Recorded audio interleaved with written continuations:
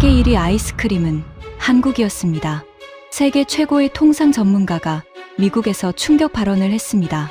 그 한마디에 미국이 발칵 뒤집혔습니다. 초록색 막대 하나가 전 세계 64개국을 점령했고 미국에서만 2억 8천만 개가 팔렸습니다. 그런데 이 아이스크림은 하마터면 세상에 나오지도 못할 뻔한 실패작이었습니다. 평생 한국을 무시하던 미국의 거물이 왜 제 손으로 쓴 보고서를 찢었을까요? 지금부터 그 충격적인 전말을 공개합니다. 시작하기 전 구독과 좋아요, 그리고 대한민국 파이팅 댓글로 한국을 응원해주세요. 그날 아침 미국 한 대형 마트의 냉동식품 코너는 그야말로 전쟁터였습니다. 매장 셔터가 올라가기도 전부터 사람들은 줄을 섰어요. 새벽 공기가 아직 차가운데도 주차장에는 시동을 끄지 않은 차들이 길게 늘어서 있었습니다. 셔터가 덜컹거리며 올라가자마자 사람들은 카트를 밀며 한 방향으로 우르르 쏟아져 들어갔어요. 카트 바퀴가 매끈한 바닥을 긁는 소리, 누군가 일행을 부르는 다급한 목소리, 어린아이가 엄마 손을 잡아 끄는 소리가 한데 뒤섞였죠. 마치 무슨 한정판 명품이라도 푸는 날 같았습니다. 그런데 그 사람들이 향한 곳은 비싼 프리미엄 아이스크림이 놓인 칸이 아니었어요. 화려한 포장지로 잔뜩 치장한 유명 미국 브랜드도 아니었습니다. 냉동고 한 칸, 차가운 성에가 뿌옇게 서린 유리문 안에는 초록색 막대 아이스크림이 산처럼 쌓여 있었습니다. 사람들은 문을 열자마자 양손 가득 그것을 쓸어 담았어요. 어떤 흑인 노신사는 박스를 머리 위로 번쩍 들어 올리며 한바구음을 지었습니다. 그 옆에서 분홍색 옷을 입은 어린 여자아이가 까치발을 들고 작은 손을 뻗었죠. 인도계로 보이는 두 여성이 서로 박스를 건네주며 깔깔 웃었고 백발의 할머니는 마지막 하나를 집어 들더니 가슴에 꼭 끌어안았습니다. 마치 보물이라도 되는 것처럼요. 직원이 카트에 박스를 가득 싣고 와 진열을 시작했지만 채 다 쌓기도 전에 사람들의 손이 사방에서 뻗어왔습니다. 두 사람이 동시에 마지막 박스에 손을 얹는 순간도 있었어요. 두 사람은 서로를 바라보며 머쓱하게 웃었고 결국 한 사람이 양보하며 어깨를 으쓱했죠. 직원은 진땀을 흘리며 연신 창고를 오갔지만 냉동고는 채워지는 속도보다 비워지는 속도가 훨씬 더 빨랐습니다. 겨우 10분이었습니다. 그 큰 냉동고가 텅 비는 데 걸린 시간이요. 이 매장에서 가장 먼저, 가장 빠르게 비워지는 칸. 수십 년 동안 그 자리를 지켜온 미국 프리미엄 브랜드가 아니라 바다 건너 한국에서 온 그 초록색 막대였습니다. 이름은 메로나였습니다. 한국의 빙그레라는 회사가 만든 멜론맛 아이스크림이죠. 지금 이 작은 막대 하나가 전 세계 64개국에서 팔려나가고 있습니다. 미국에서만 그동안 팔린 양이 무려 2억 8천만 개예요. 이 숫자가 무슨 뜻인지 아십니까? 미국에 사는 사람이라면 거의 한 사람도 빠짐없이 한 번쯤은 이 한국 아이스크림을 입에 넣어봤다는 뜻입니다. 갓난아기와 거동이 어려운 노인을 빼면 거의 모든 미국인의 혀가 이 초록색 막대를 기억하고 있다는 얘기예요. 미국 땅에서 미국 브랜드를 제치고 말입니다. 하지만 진짜 충격적인 이야기는 따로 있습니다. 지금부터 제가 들려드릴 이야기는 바로 이 초록색 막대를 미국 땅에서 완전히 쓸어버리려 했던 한 남자에 관한 것입니다. 그리고 그 남자는 다름 아닌 접니다. 저는 데이비드 카터라고 합니다. 30년 동안 미국 무역대표부에서 통상협상을 맡아온 사람이에요. 업계에서 제 별명은 도살자였습니다. 협상 테이블 맞은편에 앉은 상대 나라 사람들은 제 이름 석 자만 들어도 표정이 굳었죠. 어떤 나라의 협상 대표는 저와 마주 앉기 전날 밤 한숨도 못 잤다고 털어놓은 적도 있습니다. 저는 그 말을 칭찬으로 들었어요. 저는 외국 제품이 미국 시장으로 들어오는 길목을 지키는 문지기였고 마음만 먹으면 그 문을 닫아버릴 수 있는 사람이었으니까요. 제 손을 거쳐 미국 진입이 막히거나 높은 관세에 짓눌려 주저앉은 외국 제품이 셀 수 없이 많습니다. 그게 제 일이었고 저는 그 일을 진심으로 즐겼어요. 미국 시장은 세계에서 가장 크고 가장 탐나는 시장입니다. 그 문을 여닫는 권한이 제 손안에 있다는 사실이 저를 어떤 권력자보다도 강하게 만들었죠. 한 나라의 기업이 수년을 공들인 제품도 제 보고서 한 장이면 미국 소비자 앞에 서보지도 못한 채 사라졌습니다. 저는 그게 고청이라고 믿었어요. 미국의 일자리를 지키는 거룩한 일이라고요. 그런 제가 은퇴를 코앞에 두고 마지막으로 맡은 임무가 하나 있었습니다. 워싱턴에서 저를 다시 불러냈거든요. 이유는 단 하나였어요. 한국산 소비재 수출이 미국에서 비정상적으로 빠르게 늘고 있었기 때문입니다. 라면, 과자, 그리고 이 빌어먹을 초록색 아이스크림까지. 미국 마트의 진열대를 한국 제품이 야금야금 점령하고 있었습니다. 워싱턴에 높으신 분들은 불안해했어요. 그래서 저에게 특별 검토 보고서를 맡겼습니다. 한국 식품에 호의를 베풀 것인가, 아니면 두꺼운 장벽을 세워 막을 것인가. 그 결정이 제 펜 끝에 달려 있었죠. 솔직히 말씀드릴까요? 저는 펜을 잡기도 전에 이미 결론을 정해놓고 있었습니다. 본격적으로 이야기를 시작하기 전에 이 채널 구독과 좋아요 한번 꾹 눌러주세요. 끝까지 보시면 평생을 통상협상가로 살아온 제가 왜 제 손으로 쓴 그 보고서를 두 손으로 갈기갈기 찢어버리게 됐는지 그 모든 과정을 알게 되실 겁니다. 저는 이 이야기가 그저 한 나라의 자존심에 관한 흔한 이야기인 줄로만 알았습니다. 어느 작은 나라가 운 좋게 만든 군것질거리 하나가 잠깐 인기를 끄는 흔하디흔한 이야기요. 하지만 제가 그 초록색 막대의 껍질을 한 겹 한 겹 벗겨낼수록 그 안에서는 제가 평생 믿어온 모든 것을 산산이 부수는 진실이 모습을 드러냈습니다. 실패가 어떻게 무기가 되는지, 절벽 끝에 몰린 절박함이 어떻게 위대함으로 바뀌는지 말입니다. 그때까지만 해도 저는 확신했습니다. 한국 아이스크림 따위, 제 보고서 한 장이면 미국 땅에서 영영 사라지게 만들 수 있다고요. 그 생각이 얼마나 어리석고 오만했는지 저는 그날 아침까지도 까맣게 모르고 있었습니다. 저에게 통상은 협상이 아니었습니다. 전쟁이었어요. 세상 사람들은 무역을 서로 좋은 물건을 주고받는 점잖은 거래쯤으로 생각합니다. 천만에요. 무역은 총성 없는 전쟁입니다. 한 나라의 제품이 다른 나라의 진열대를 차지한다는 건 그만큼 상대 나라의 공장이 멈추고 누군가의 일자리가 사라진다는 뜻이거든요. 거대한 미국 시장이라는 땅을 두고 전 세계의 기업들이 피 터지게 싸웁니다. 저는 그 전쟁터 한복판에서 미국의 깃발을 지키는 사람이었습니다. 제 사무실 벽에는 액자가 하나 걸려 있었어요. 거기엔 제가 무너뜨린 외국 제품들의 목록이 빼곡히 적혀 있었습니다. 어떤 나라의 자랑이던 가전제품, 어떤 나라가 국가 사업으로 밀던 농산물, 어떤 대기업이 사활을 걸었던 신제품. 저는 그것들을 하나씩 협상 테이블 위에서 짓밟았고 그 목록을 볼 때마다 묘한 쾌감을 느꼈죠.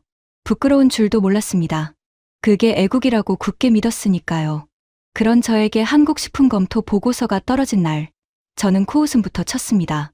제 보좌 분석가인 에밀리가 두꺼운 자료 뭉치를 들고 회의실로 들어왔어요. 그녀는 28살의 똑똑한 친구였습니다. 일처리가 빈틈없었고 숫자 앞에서 거짓말을 하지 않는 사람이었죠. 그녀는 자료를 화면에 띄우고는 조심스럽게 입을 열었습니다. 부대표님, 한국 아이스크림 수출이 생각보다 심각합니다.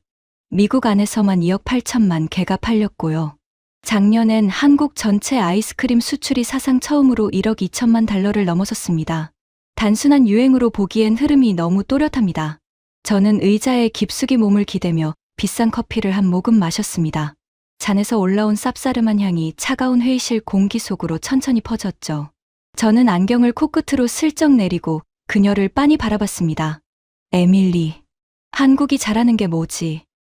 네, 반도체, 자동차, 배터리. 거기까지야. 그건 나도 인정해. 하지만 디저트는 달라. 아이스크림이라는 건 말이지. 미국과 유럽이 수백 년 동안 지켜온 우리의 영역이라고. 김치나 담그던 나라가 갑자기 아이스크림으로 세계를 논한다니. 이건 농담도 정도껏 해야지. 에밀리가 무언가 말하려 했지만 저는 손을 들어 그녀를 막았습니다. 이건 거품이야. 한류인지 뭔지 아는 유행에 잠깐 올라탄 것뿐이라고. K-팝이 좀 뜨니까 그 나라 라면이 팔리고, 라면이 좀 팔리니까 그 옆에 있던 아이스크림까지 슬쩍 묻어가는 거지. 유행은 반드시 식어. 그리고 유행이 식으면 이 초록색 막대 사탕도 미국 냉동고에서 흔적도 없이 사라질 거야. 저는 화면에 떠있는 메로나 사진을 손가락으로 툭툭 가리켰습니다. 솔직히 이게 뭐로 보여? 어린애들이나 빨아먹는 막대 군것질 아닌가? 이런 게 미국의 통상 정책을 고민하게 만든다는 것 자체가. 나는 헛웃음이 나와. 회의실에 잠시 무거운 침묵이 흘렀습니다. 에밀리는 입술을 살짝 깨물고 자료로 시선을 떨궜어요. 저는 그 침묵을 제 승리로 여겼습니다. 사실 저에게는 좀처럼 잊히지 않는 기억이 하나 있었거든요. 제가 한창 잘 나가던 시절이었습니다. 어느 한국의 작은 식품 회사가 미국 시장의 문을 두드린 적이 있었어요. 그 회사의 임원 한 사람이 먼 길을 날아와 저를 찾아왔습니다. 그는 양복을 단정히 차려입고 있었지만 어딘가 잔뜩 긴장한 기색이 역력했어요. 영어가 서툴렀던 그 사람은 떨리는 손으로 작은 샘플 상자를 제 책상 위에 조심스럽게 올려놓았습니다. 카터 부대표님, 저희 제품 미국에서 한 번만 기회를 주시면 됩니다. 정말 자신 있습니다. 한국에서는 모두가 사랑하는 맛입니다. 그는 통역을 통해 그렇게 말했어요. 이마에는 땀방울이 송골송골 맺혀 있었습니다. 저는 그 상자를 거들떠보지도 않았어요. 손끝으로 상자를 툭 밀어내며 저는 의자에 기댄 채 차갑게 말했죠. 미안하지만 미국 소비자는 이런 낯선 맛에 관심 없습니다. 미국 사람들 입맛은 까다로워요. 당신네 나라에서나 통하는 맛이겠죠. 돌아가세요. 그 사람의 얼굴이 종이장처럼 하얗게 질리던 모습이 저는 아직도 또렷이 기억납니다. 그는 한참을 그 자리에 서 있었어요. 무슨 말을 더 하려는 듯 입을 달싹였지만 결국 아무 말도 하지 못했습니다. 그러고는 두 손으로 샘플 상자를 다시 조심스럽게 챙겨 들고 고개를 푹 숙인 채 회의실을 나갔죠. 문이 닫히기 직전 그의 어깨가 가늘게 떨리고 있는 것을 저는 분명히 봤습니다. 저는 그날 일을 마치 무용담처럼 떠벌리고 다녔습니다. 또 외국 회사 하나를 깔끔하게 돌려보냈다고요. 동료들은 웃었고 저는 우쭐했습니다. 그게 제 권력이었으니까요. 그 사람이 회사로 돌아가 어떤 표정으로 보고했을지, 그 회사 직원들이 얼마나 낙담했을지 저는 단 한 번도 생각해 본 적이 없었어요. 그래서 저는 이번에도 똑같이 할 작정이었습니다. 한국 식품의 높은 관세 장벽을 세우라는 보고서를 쓰고 박수를 받으며 깔끔하게 은퇴하는 것. 그게 제 통상 인생의 마지막 작품이 될 예정이었죠. 제 오랜 친구이자 유럽연합의 식품 규제를 손안에 쥐고 흔드는 거물 클라우스 베버도 늘 같은 말을 했습니다. 그날도 저는 그에게 전화를 걸어 한국 아이스크림 이야기를 슬쩍 꺼냈어요. 수화기 너머에서 베버는 한참을 비웃듯이 껄껄 웃었습니다. 데이비드, 자네 그걸 진지하게 고민하고 있는 건가? 시간 낭비하지 마. 미국이 막든 안 막든 유럽은 절대 안 뚫려. 우리 유럽의 유제품 규제는 만리장성이야. 우유나 크림이 단 한 방울이라도 들어간 아시아 식품은 우리 검역대를 절대 넘을 수 없어. 위생이니 원산지니 따지는 조건만 수십 가지라고. 아시아 싸구려 따위가 비집고 들어올 틈은 단 한 뼘도 없어. 역시 자네답군. 그 단단한 성벽 덕분에 내가 다 든든해. 내가 장담하지. 그 초록색 막대는 절대로 단 한 개도 유럽 마트 진열대에 발을 들이지 못해. 그건 마치 자연의 법칙 같은 거야. 물이 위에서 아래로 흐르는 것처럼 당연한 거라고. 저는 그 말을 들으며 통쾌하게 웃었습니다. 세계에서 가장 큰 미국 시장과 세계에서 가장 까다로운 유럽 시장. 그 두 개의 거대한 성문을 저와 베버가 양쪽에서 단단히 지키고 있는 셈이었으니까요. 한국의 작은 아이스크림 회사가 그 사이를 비집고 들어온다는 건 제 30년 상식으로는 도저히 일어날 수 없는 일이었습니다. 그날 밤, 저는 보고서의 첫 문장을 미리 머릿속에 써두었습니다. 한국산 식품의 미국 시장 점유 확대는 일시적 현상이며 선제적인 관세 장벽 도입을 강력히 권고한다. 완벽했어요. 군더더기 하나 없었죠. 저는 흡족한 마음으로 잠자리에 들었습니다. 하지만 그날이 제 인생에서 가장 거만했던 마지막 밤이 될 줄은 그때는 정말 몰랐습니다. 보고서를 쓰려면 그럴듯한 명분이 필요했습니다. 워싱턴에 높으신 분들은 숫자를 좋아하지만 동시에 손에 잡히는 생생한 현장 이야기도 원하거든요. 저는 생각했습니다. 직접 마트에 나가서 이 초록색 막대를 사가는 사람들이 죄다. 한국 교민들뿐이라는 걸 두 눈으로 확인하자고요. 그러면 제 보고서는 한층 더 강력해질 테니까요. 소비층이 특정 이민자 집단에 국한되어 있어 시장 확장성이 제한적이라는 한 줄을 추가할 작정이었습니다. 그 한 줄이면 관세 장벽의 명분은 충분했어요. 며칠 뒤 저는 에밀리와 함께 미국 최대 유통업체인 코스트코의 한 매장으로 향했습니다. 차창 밖으로 거대한 회색 건물이 모습을 드러냈어요. 주차장은 이미 차들로 빽빽하게 들어차 있었습니다. 저는 비웃음을 흘리며 차 문을 열고 내렸죠. 이 많은 사람이 설마 전부 한국 아이스크림 때문에 왔을 리는 없겠지. 매장 안은 거대한 창고 같았습니다. 천장이 까마득히 높았고 형광등 불빛이 차갑게 쏟아졌어요. 카트들이 부딪히는 소리, 시식 코너에서 풍기는 고소한 냄새, 사람들의 웅성거림이 그 거대한 공간을 가득 메우고 있었습니다. 저는 곧장 냉동식품 코너로 발걸음을 옮겼습니다. 그리고 그곳에서 첫 번째 균열이 시작됐습니다. 냉동고 앞에는 정말로 사람들이 잔뜩 몰려 있었어요. 그런데 이상했습니다. 제가 머릿속으로 그렸던 한국 사람들의 얼굴이 보이지 않았거든요. 카트에 메로나 박스를 가득 싣고 있는 건 야구 모자를 눌러쓴 백인 중년 남자였습니다. 그 옆에서는 멕시코계로 보이는 대가족이 박스 3개를 한꺼번에 카트에 던져넣고 있었어요. 휠체어를 탄 백발의 할아버지는 손주에게서 박스를 건네받고는 어린아이처럼 환하게 웃었습니다. 저는 걸음을 멈췄습니다. 등 뒤에서 에밀리의 작은 목소리가 들려왔어요. 부대표님, 한국 분들은 안 보이는데요. 저는 아무 대꾸도 하지 못했습니다. 입안이 갑자기 바싹 말랐어요. 저는 통상관료의 직감으로 마침 냉동고에서 박스를 꺼내던 한 여성에게 다가갔습니다. 최대한 아무렇지 않은 척하면서요. 실례합니다. 그 초록색 아이스크림 자주 사십니까? 이게 한국 음식이라는 건 알고 계시나요? 그녀는 저를 한번 힐끔 쳐다보더니 어깨를 으쓱했습니다. 한국 거요? 그럼요. 알죠. 근데 그게 무슨 상관이에요? 우리 애들이 이것만 찾아요. 다른 아이스크림은 입에도 안 돼요. 한번 떨어지면 집에서 난리가 나서 올 때마다 박스째로 쟁여둬요. 그녀는 마지막 한 박스까지 카트에 담고는 총총히 사라졌습니다. 저는 멍하니 서서 그 뒷모습을 바라봤어요. 조금 떨어진 곳에서는 머리가 희끗희끗한 백인 노부부가 박스를 카트에 싣고 있었습니다. 저는 다시 다가가 물었죠. 두 분도 이걸 즐겨 드시나 봅니다. 할머니가 환하게 웃으며 대답했어요. 우리 손주들이 오는 날엔 이게 없으면 안 돼요. 그런데 우리 둘도 어느새 여기에 푹 빠져버렸지 뭐예요. 영감님은 밤마다 하나씩 꼭 드신다니까요. 옆에 있던 할아버지가 멋쩍게 웃으며 박스를 토닥였습니다. 그 모습이 어찌나 자연스럽던지요. 그건 낯선 외국 음식을 호기심에 한번 사보는 사람의 모습이 아니었습니다. 오래전부터 그것을 자기 삶의 일부로 받아들인 사람의 모습이었어요. 이건 제 계획에 없던 그림이었습니다. 제가 머릿속에 미리 적어둔 보고서의 한 줄.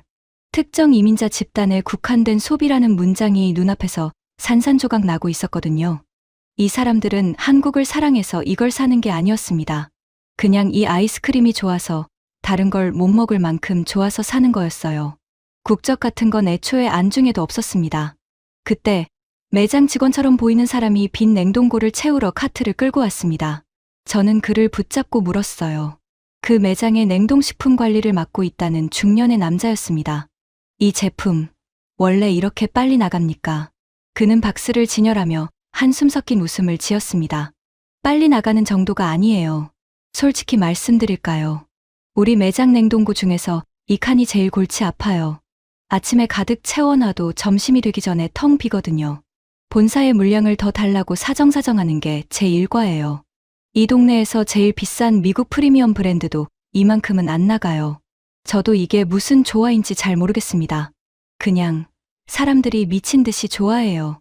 그는 잠시 멈추더니 멋쩍게 한마디를 덧붙였습니다. 저요. 사실 저도 집 냉동고에 한 박스 있습니다. 그러고는 다시 바삐 자리를 떴어요. 저는 그 자리에 한참을 서 있었습니다. 가슴 한구석이 묵직해지는 기분이었어요. 저는 애써 마음을 다잡았습니다. 직접 확인해 보기로 했죠. 맛이 그렇게 특별할 리가 없어. 그냥 가격이 싸니까 사는 거겠지. 냉동고에 마지막으로 남아있던 메로나 한 개를 집어들었습니다. 손끝에 닿은 포장지가 얼음장처럼 차가웠어요. 매장 한쪽 구석으로 가서 천천히 포장을 뜯었습니다. 에밀리가 옆에서 흥미롭다는 듯 저를 지켜봤죠. 저는 한 입 베어 물었습니다. 순간 저도 모르게 눈썹이 꿈틀했어요.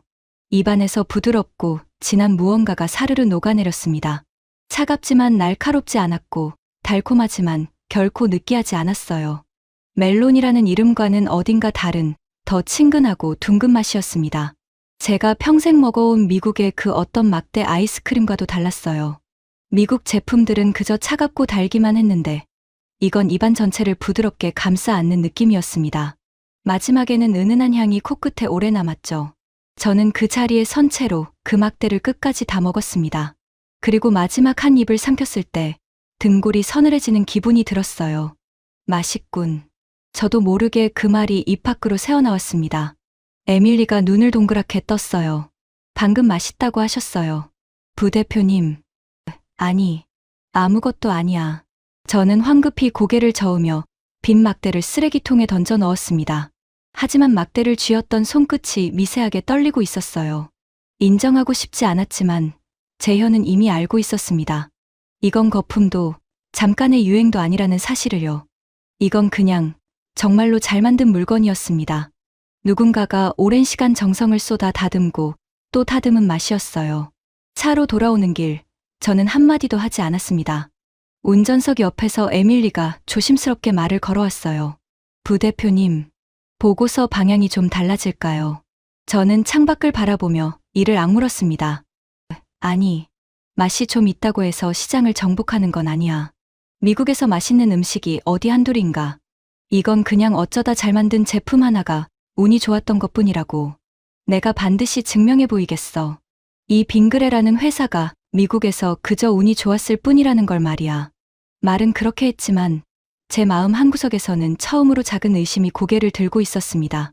운이 좋았다면 어떻게 64개국이라는 숫자가 나왔을까? 운이 좋았다면 어떻게 세계에서 가장 까다롭다는 코스트코의 모든 매장을 뚫고 들어갔을까? 운이 좋았다면 어떻게 저 백발의 노부부가 밤마다 그것을 찾게 만들었을까? 저는 그 의심을 애써 짓눌렀습니다. 하지만 한 번 쩍 갈라진 틈은 다시는 말끔하게 메워지지 않는 법이죠. 그날 밤, 저는 좀처럼 잠을 이루지 못했습니다. 어두운 천장을 멍하니 바라보며 그 부드러운 맛을 자꾸만 떠올렸어요. 그리고 결심했습니다. 이대로는 보고서를 쓸 수 없다고요. 이 한국 아이스크림의 진짜 정체를 끝까지 파헤쳐서 이것이 거품에 불과하다는 확실한 증거를 내 손으로 찾아내겠다고 말입니다. 며칠 뒤, 저는 빙그레라는 회사와 이 초록색 막대의 시작점을 향해 깊이 파고들기 시작했습니다. 그리고 그 과정에서 저는 제 30년, 통상 인생을 송두리째 뒤흔드는 충격적인 진실과 정면으로 마주하게 됩니다. 거의 망할 뻔했던 한 아이스크림이 어떻게 세계 1위가 되었는가. 한 알의 멜론에서 시작된 그 믿을 수 없는 이야기는 이제부터가 진짜 시작이었습니다. 다음 날부터 저는 사무실에 틀어박혀 이 한국 아이스크림이 어떻게 미국을 점령했는지 그 경로를 샅샅이 추적하기 시작했습니다. 운이 좋았다는 증거를 찾기 위해서였죠. 그런데 자료를 파고들수록 저는 점점 더 깊은 수렁으로 빠져들었습니다. 첫 번째로 제 머리를 한 대 후려친 것은 미국인들이 원래 이런 막대 아이스크림을 먹는 사람들이 아니었다는 사실이었습니다. 우리 미국 사람들은 커다란 통에 든 아이스크림을 숟가락으로 푹푹 떠먹는 문화에 익숙했어요. 막대 아이스크림은 어린애들이나 먹는 거라는 인식이 강했죠. 그런데 이 한국 회사는 부드럽고 크리미하면서도 손에 들고 간편하게 먹을 수 있는 막대 아이스크림으로 그 단단한 식습관을 바꿔버린 겁니다. 에밀리가 자료를 정리하며 말했어요. 부대표님, 떠먹는 아이스크림만 먹던 미국 사람들이 한국식 막대 아이스크림을 한번 맛보면 다른 걸 안 찾는다고 합니다. 이게 입소문을 타고 무섭게 퍼진 거예요. 저는 인정하고 싶지 않았습니다. 사람의 식습관을 바꾼다는 게 얼마나 어려운 일인지 알아. 그걸 외국 회사가 미국 땅에서 해냈다고. 두 번째 충격은 더 컸습니다. 이 회사는 한국에서 팔던 멜론맛 하나만 미국에 달랑 가져온 게 아니었어요. 미국 사람들의 입맛이 한국과는 완전히 다를 수 있다는 걸 일찌감치 간파하고 딸기, 망고, 코코넛, 피스타치오 같은 다양한 맛을 따로 만들어서 내놓은 겁니다. 미국 사람들에게 이 초록색 막대는 그냥 멜론맛 아이스크림이 아니라 여러 과일 맛이 나는 부드러운 아이스크림으로 자리 잡고 있었어요. 나라마다 입맛을 잘게 쪼개 연구한 결과였죠.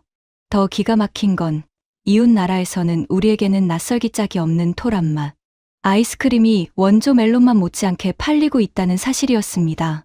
그 나라 사람들이 가장 좋아하는 맛을 정확히 찾아내 거기에 딱 맞춘 거예요. 저는 헛웃음이 나왔습니다. 이 사람들 진열대한 칸을 차지하려고 나라별로 맛을 새로 설계하고 있어. 이건 절대 운이 아니야. 하지만 마지막 한 방이 저를 완전히 무너뜨렸습니다. 저는 관세 장벽을 세워 이 제품을 미국 땅에서 막아낼 작정이었잖아요. 그런데 자료를 넘기던 제 손이 우뚝 멈췄습니다. 이 회사는 한국에서 만들어 수출만 하는 게 아니었어요. 미국 현지의 식품 회사와 손을 잡고 메로나를 미국 땅에서 직접 생산하고 있었던 겁니다. 미국 현지 공장에서만 한 해에 1900만 개가 만들어지고 있었어요. 저는 의자에서 벌떡 일어났습니다. 에밀리, 이게 사실이야. 네. 미국에서 직접 만들고 있습니다. 물류비도 줄이고, 통관 시간도 줄이고, 무엇보다 더 신선한 제품을 더 빠르게 공급하기 위해서랍니다. 저는 그 자리에 털썩 주저앉았습니다. 등에서 식은땀이 주르륵 흘렀어요. 제 가장 강력한 무기는 관세였습니다. 외국에서 들여오는 제품에 높은 세금을 매겨 가격 경쟁력을 무너뜨리는 것. 그게 제 30년 통상 인생의 핵심이었죠. 그런데 이 회사는 이미 미국 안에서 만들고 있었습니다. 미국 노동자를 고용하고 미국 땅에서 생산하고 있었어요. 제가 아무리 높은 관세 장벽을 세운다 한들 이미 성문 안에 들어와 있는 상대에게는 아무 소용이 없었던 겁니다. 저는 마치 칼을 들고 적진을 향해 달려갔는데 그 적이 이미 제 집 안방에 앉아 느긋하게 차를 마시고 있는 것을 발견한 기분이었습니다. 그날 저는 한 가지를 깨달았습니다. 이건 운이 아니었어요.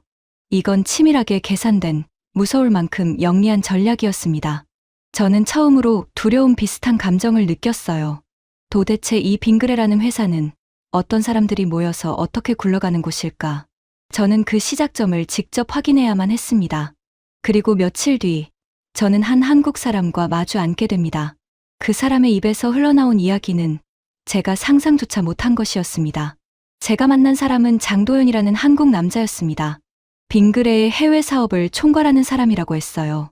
나이는 50을 훌쩍 넘긴 듯 했습니다. 머리는 희끗희끗했고 눈가에는 깊은 주름이 자리 잡고 있었어요. 신입사원 시절부터 이 회사와 함께 굴러왔다고 했습니다. 30년 가까운 세월을요. 저는 그를 만나기 전 속으로 비웃었습니다. 어차피 운으로 성공한 회사의 직원일 테니 그럴듯한 자랑이나 늘어놓겠지 하고요. 저는 그의 길을 단숨에 꺾어놓을 작정으로 회의실에 들어섰습니다. 악수를 나눌 때 그의 손은 두툼하고 단단했습니다. 화려한 말솜씨를 가진 사람 같지는 않았어요. 저는 자리에 앉자마자 도발적으로 물었습니다. 솔직히 말씀드리죠. 당신 회사 제품이 미국에서 잘 팔리는 건 그냥 운이 좋았던 것 아닙니까? K-팝 덕, 한류 덕을 본 거잖아요. 장도연은 잠시 저를 바라보더니 옅은 미소를 지었습니다.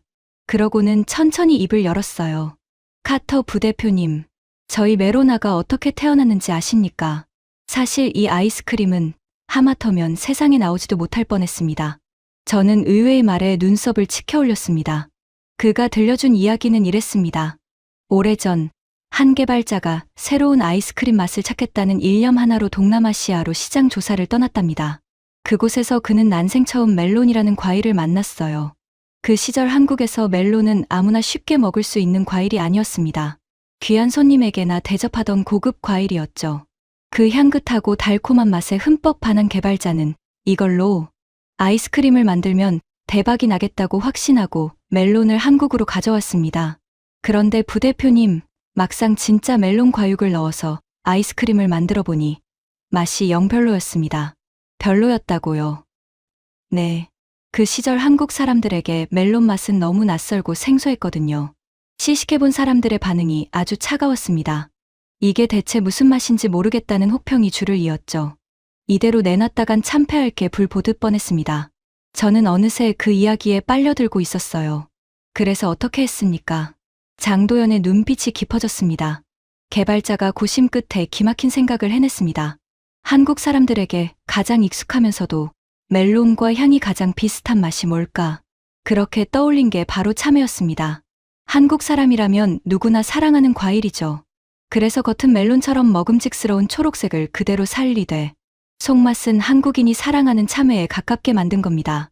결과는 어땠습니까? 폭발적이었습니다. 멜론이라는 고급스러운 이름과 이미지는 그대로 가져가되 입안에 착 감기는 익숙한 맛으로 사람들의 마음을 단번에 사로잡았어요. 출시되자마자 그 해에만 240억 원어치가 팔려나갔습니다. 전무후무한 기록이었죠. 저는 잠시 말을 잃었습니다. 장도연이 조용히 덧붙였어요. 재미있는 건 그 다음입니다.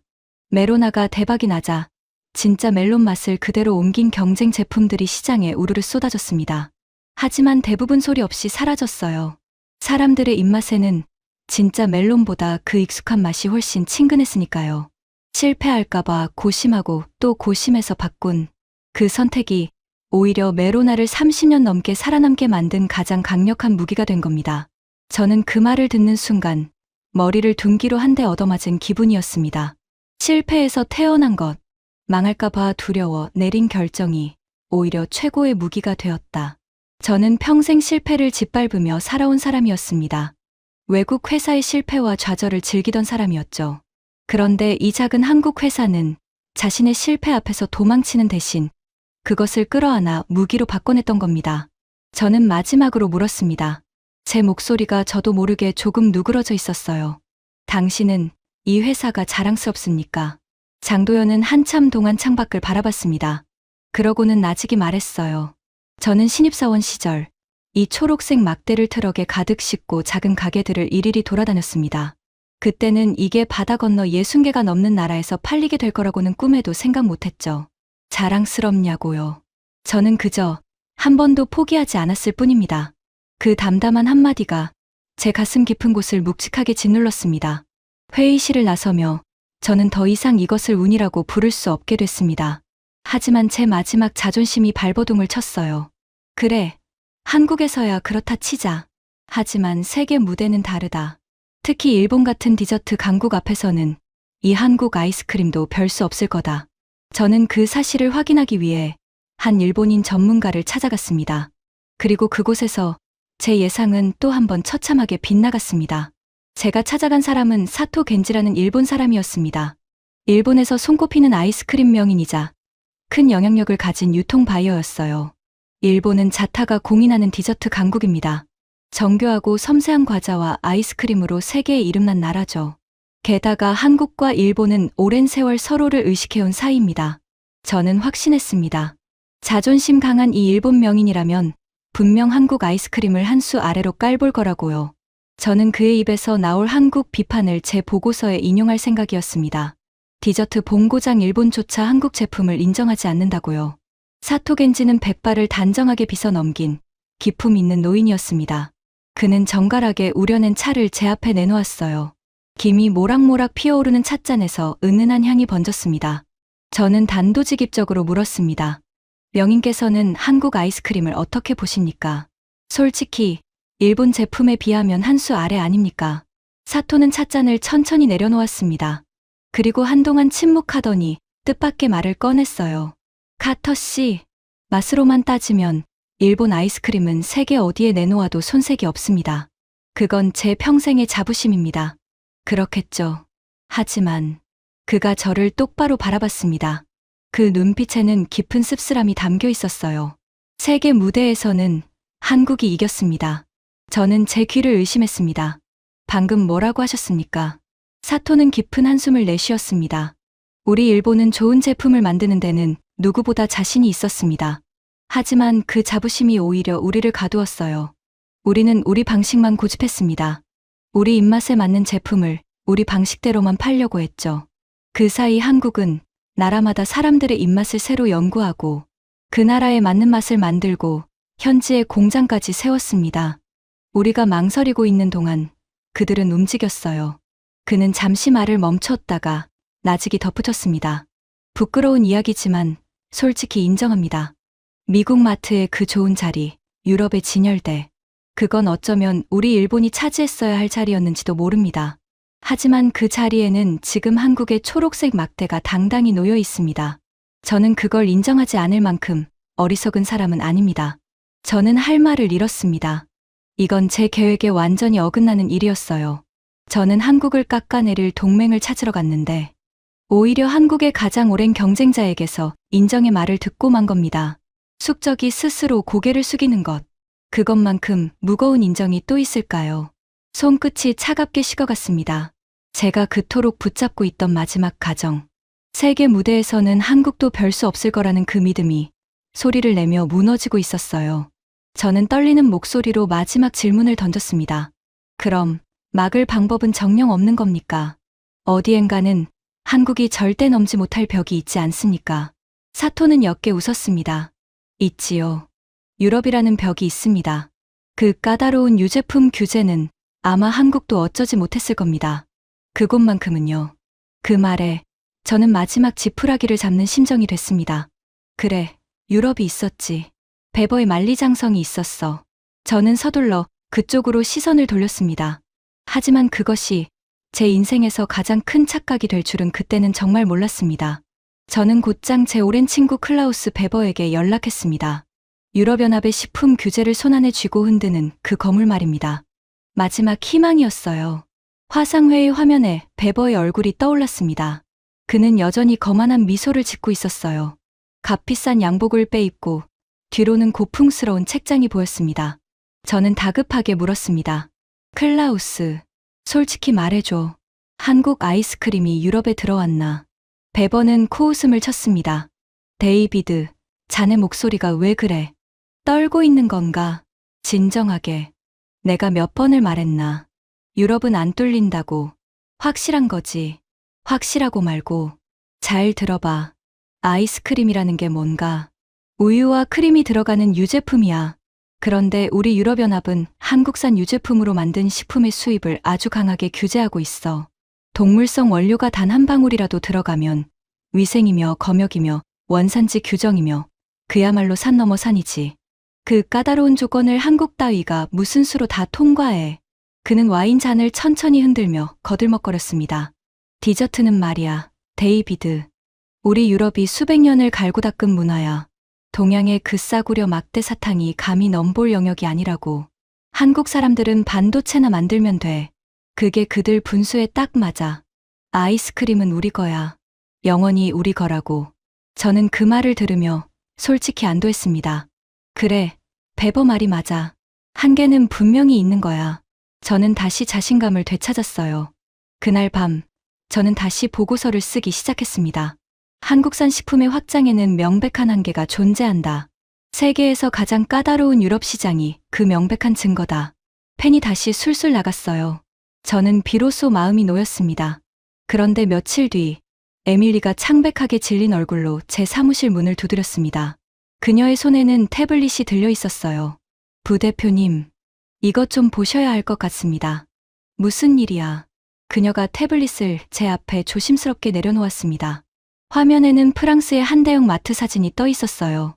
냉동고 안에 다른 유럽 아이스크림들 사이로 한글로 또렷하게 적힌 그 초록색 막대가 떡하니 진열되어 있었습니다. 저는 숨이 턱 막혔습니다. 이게 무슨 합성 사진이야. 이건 불가능해. 베버가 분명히 유럽은 절대 안 뚫린다고. 에밀리는 고개를 가로저었습니다. 합성이 아닙니다, 부대표님. 프랑스의 까르푸, 독일의 네토, 영국의 코스트코, 지금 유럽 곳곳에 이름난 대형 마트에서 메로나가 버젓이 팔리고 있습니다. 저는 손이 떨려 태블릿을 제대로 들 수조차 없었습니다. 도저히 믿을 수가 없었어요. 우유가 들어간 아이스크림이 어떻게 그 철벽 같은 유럽의 유제품 장벽을 넘었단 말인가. 베버의 만리장성은 거짓이었나. 진실은 제 모든 상상을 까마득히 뛰어넘는 곳에 있었습니다. 그리고 그 진실을 알게 된 순간, 저는 제가 쓰던 보고서를 향해 천천히 손을 뻗었습니다. 그것을 찢어버리기 위해서요. 저는 미친 듯이 자료를 뒤졌습니다. 어떻게 우유가 든 아이스크림이 유럽을 뚫었는지 그 비밀을 알아내야만 했어요. 그리고 마침내 진실을 마주했을 때 저는 그 자리에 그대로 얼어붙고 말았습니다. 답은 어이없을 만큼 단순하면서도 동시에 소름이 돋을 만큼 대단했습니다. 빙그레는 우유가 문제라면 그냥 우유를 빼버리면 되지 않겠냐는 생각을 한 겁니다. 저는 떨리는 손으로 다시 장도연에게 연락했습니다. 그는 변함없이 차분한 목소리로 설명했어요. 부대표님, 유럽의 그 벽은 저희도 처음엔 도저히 넘을 수 없는 벽이라고 생각했습니다. 우유나 크림 같은 동물성 원료가 조금이라도 들어가면 그 까다로운 규제를 통과할 수가 없었으니까요. 그래서 저희는 발상을 통째로 뒤집었습니다. 동물성 원료를 단 하나도 쓰지 않고 그러면서도 메로나 특유의 그 부드러운 맛을 그대로 살려보자고요. 그게 가능한 겁니까? 말이 쉽지 정말 어려운 일이었습니다. 우유가 주는 그 부드럽고 크리미한 식감을 오직 식물성 재료만으로 똑같이 만들어내야 했으니까요. 수년간 수도 없이 실패하고 또 실패했습니다. 하지만 결국 해냈습니다. 동물성 원료가 단 하나도 들어가지 않은 식물성 메로나를 세상에 당당히 내놓은 겁니다. 저는 등골이 오싹해졌습니다. 그들은 벽을 부수려 한 게 아니었어요. 벽이 막아선 그 조건 자체를 제품을 통째로 새로 만들어서 아예 없애버린 겁니다. 유제품이 들어가지 않았으니 그토록 높던 유럽의 통관 장벽을 가뿐히 넘을 수 있었습니다. 게다가 타이밍마저 기가 막혔어요. 마침 전 세계적으로 건강을 챙기는 열풍이 강하게 불고 있었고, 동물성 원료를 뺀 식물성 식품에 대한 관심이 폭발적으로 커지고 있었거든요. 채식하는 사람들, 동물성 식품을 피하고 싶은 사람들, 그저 건강을 위해 가볍게 먹고 싶은 사람들까지 식물성 아이스크림을 찾는 수요가 빠르게 늘고 있었습니다. 한국의 그 초록색 막대는 이 거대한 흐름에 완벽하게 올라탄 겁니다. 결과는 말할 것도 없었습니다. 식물성 메로나는 프랑스의 까르푸, 독일의 네토, 영국의 코스트코 같은 유럽의 이름난 대형 마트를 차례차례 점령해 나갔습니다. 출시 이듬해 유럽에서의 매출은 첫 해 실적의 3배를 훌쩍 넘어섰어요. 지금은 식물성 메로나 판매량의 무려 89%가 유럽과 캐나다에서 나오고 있습니다. 배버가 만리장성이라 으스대던 그 벽은 한국 앞에서 아무런 의미가 없었습니다. 그들은 벽을 넘으려 안간힘을 쓰는 대신 벽이 필요 없는 새로운 길을 만들어버렸으니까요. 저는 떨리는 손으로 배버에게 다시 전화를 걸었습니다. 클라우스, 자네가 틀렸어.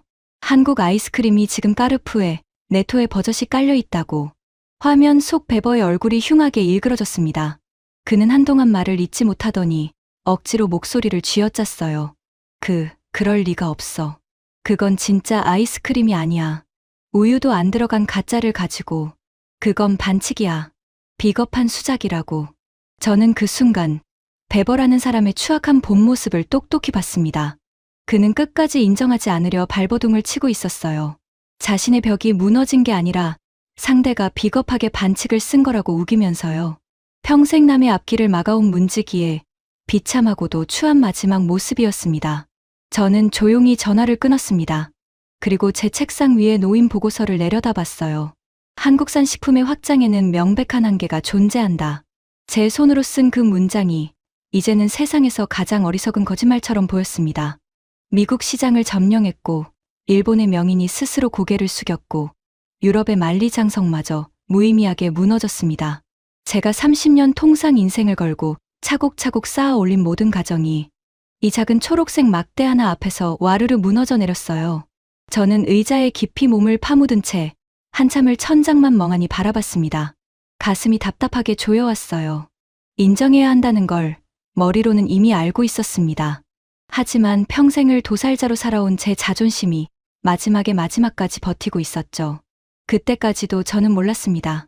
이 이야기에는 제 자존심을 완전히 무릎 꿇게 만들 마지막 진실이 아직 남아 있다는 것을요. 그 진실은 단순한 성공의 비결 따위가 아니었습니다. 그건 한 나라가 벼랑 끝에서 살아남기 위해 처절하게 몸부림친 가슴 시린 이야기였습니다. 저는 이제 이 한국 아이스크림이 대체 어디까지 갔는지 끝까지 확인해야겠다는 생각이 들었습니다. 그리고 그 끝에서 저는 가장 충격적인 사실과 정면으로 마주했어요. 식물성 메로나가 연무는 유럽만이 아니었습니다. 배버가 가짜라고 반칙이라고 그토록 비웃던 바로 그 제품. 동물성 원료가 단 하나도 들어가지 않은 그 제품이 또 하나의 거대한 시장으로 가는 문을 활짝 열어젖혔습니다. 바로 중동이었어요. 저는 평생 중동의 이슬람 시장은 외국 디저트에 사실상 닫혀 있는 곳이라고 여겼습니다. 그곳에서는 종교적인 이유로 음식에 아주 엄격한 기준을 적용하거든요. 이슬람 율법에 따라 만들어졌다는 할랄 인증을 받아야만 현지에서 제대로 팔 수 있습니다. 그 까다로운 인증의 벽은 미국이나 유럽의 그 어떤 유명 브랜드에게도 결코 만만한 게 아니었어요. 그런데 식물성 메로나는 애초에 동물성 원료를 전혀 쓰지 않았기 때문에 그 까다로운 할랄 인증을 받기가 훨씬 수월했습니다. 빙그레는 이 기회를 놓치지 않았어요. 인기 제품들의 할랄 인증을 받아 사우디아라비아를 비롯한 중동 시장 공략에 적극적으로 나선 겁니다. 저는 자료를 보며 헛웃음을 흘렸습니다. 그리고 그 헛웃음은 곧 깊은 탄식으로 바뀌었어요. 유럽의 높은 장벽을 넘으려고 어쩔 수 없이 만든 그 제품 하나가 뜻하지 않게 중동이라는 새로운 황금 시장까지 열어준 겁니다. 사막의 뜨거운 무더위 속에서 달콤하고 시원한 한국산 아이스크림을 즐기는 사람들이 점점 늘어나고 있었어요. 배버가 가짜라 손가락질하던 바로 그 제품이 미국도 유럽도 쉽게 들어가지 못한 시장의 문을 열어버린 겁니다. 저는 더 이상 버틸 수가 없었습니다. 하지만 제 마음속에는 마지막 의문 하나가 남아 있었어요. 도대체 왜, 이 회사는 왜 이렇게까지 필사적이었을까? 왜 벽이 나타날 때마다 도망치지 않고 기어이 그 벽을 넘거나 돌아갈 새 길을 만들어냈을까? 저는 그 답을 반드시 알아야만 했습니다. 저는 다시 장도연을 찾아갔습니다. 이번에는 따지러 간 게 아니었어요. 그저 진심으로 묻고 싶었습니다. 장도연 씨, 솔직히 묻겠습니다. 당신 회사는 왜 이렇게까지 필사적으로 바다 건너 시장을 두드린 겁니까? 도대체 무엇이 당신들을 이렇게까지 만든 거죠? 장도연은 한동안 말이 없었습니다. 창밖으로 시선을 옮기더니 천천히 입을 열었어요. 그의 목소리에는 그동안 보지 못했던 어떤 깊은 무게가 실려 있었습니다. 카터 부대표님, 사실 저희에게는 말 못할 속사정이 있었습니다. 속사정이요. 네, 저희가 그토록 절박하게 해외로 나간 데는 그럴 수밖에 없는 이유가 있었습니다. 바로 저희 나라 시장의 위기 때문이었어요. 그는 잠시 숨을 고르고 말을 이었습니다. 부대표님, 혹시 아십니까? 한국은 지금 아이들이 정말 빠르게 줄어들고 있습니다. 저출산이 심각해지면서 어린이와 청소년 인구가 해마다 줄고 있어요. 그런데 아이스크림의 가장 큰 손님이 바로 그 아이들이거든요. 주요 손님이 사라지니 시장이 쪼그라들 수밖에요. 저희 나라 전체 아이스크림 시장은 몇 해 전부터 해마다 평균 6%가 넘게 줄어들었습니다. 한 해에는 회사 영업이익이 30% 넘게 뚝 떨어진 적도 있었어요. 저는 숨을 죽이고 들었습니다. 한때는 아이스크림 회사는 여름 한철 장사만 잘하면 된다는 말을 들었습니다. 하지만 그 여름조차 손님이 사라지고 있었어요. 발등에 거대한 불이 떨어진 겁니다. 저희는 선택해야 했습니다.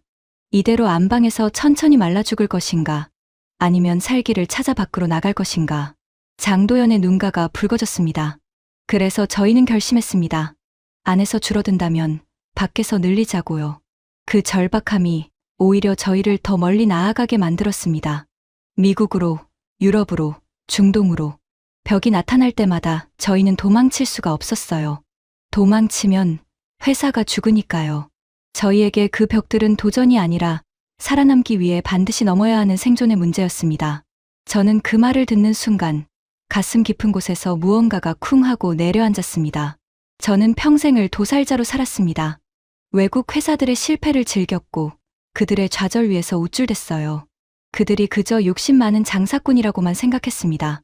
그런데 제 눈앞에 앉은 이 사람은 욕심이 아니라 생존을 위해 싸운 거였습니다. 벼랑 끝에 몰린 절박함으로 한 걸음 한 걸음 세계의 벽을 넘어온 거였어요. 운이 아니었습니다. 한류 덕도, 우연도 아니었어요. 그건 살아남기 위해 몸부림친 사람들이 피땀으로 일궈낸 위대함이었습니다. 벼랑 끝에서 기어이 피워낸 꽃이었어요. 그 순간 오래전 제 사무실 문을 고개 숙이고 나가던 한 한국 사람의 떨리던 어깨가 떠올랐습니다. 저는 그때 그 사람의 절박함을 비웃으며 짓밟았던 겁니다. 부끄러움이 파도처럼 밀려왔어요. 제 얼굴이 화끈거렸습니다. 저는 천천히 자리에서 일어나 장도연에게 손을 내밀었습니다. 장도연 씨, 제가 당신들을 완전히 잘못 봤습니다.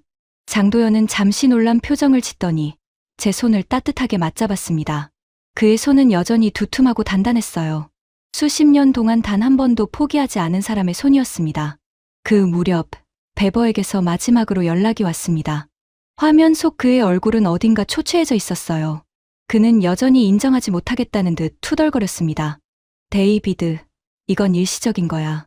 유럽 사람들이 정신을 차리면 다시 우리 제품으로 돌아올 거라고. 하지만 그의 목소리에는 더 이상 예전의 기세가 없었습니다.